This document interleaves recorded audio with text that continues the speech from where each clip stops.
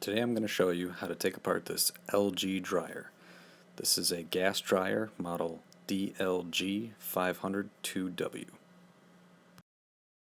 tools we'll need are a Phillips driver of some sort, flashlight, butter knife, pliers, I've got gloves, and then a brush to clean the inside of it.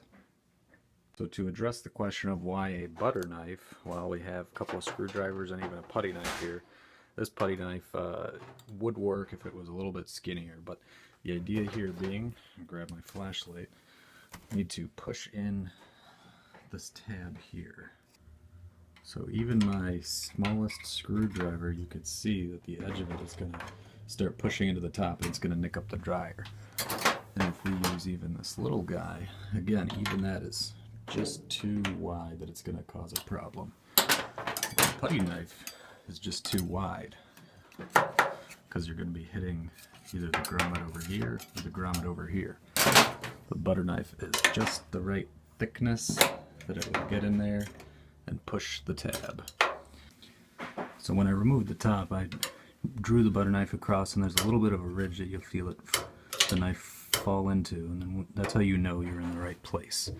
And then once it's there, you simply push. You can see this is the action that we're trying to get to release the top. So first thing, I should have done this first, unplug the dryer.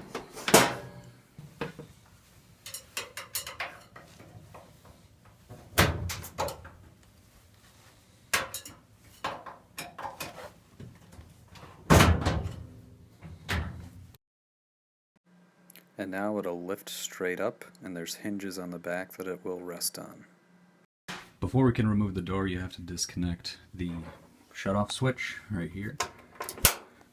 And that's held right here. So this is where the gloves come into play, because you're going to need to grab this with some pliers and pull it off, and it's kind of stuck. And if you can see here, there's a sharp metal ridge right here. And I say gloves because this thing got me last time. And that was a really deep cut, so put some gloves on and do this.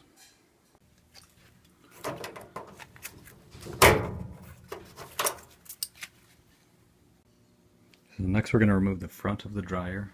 There's a screw here, screw here, screw here, and here, as well as these two on the lint trap. There's some screws behind these doors. You don't have to take those off, and also you don't have to remove the door.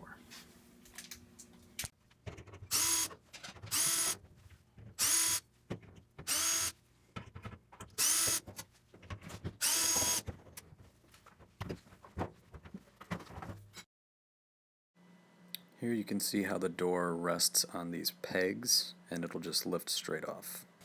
Here's the lint trap. You can remove this piece here by taking this screw and this screw off. Mine seems to have been missing a screw on the bottom, so I don't know. There may optionally be another screw down there.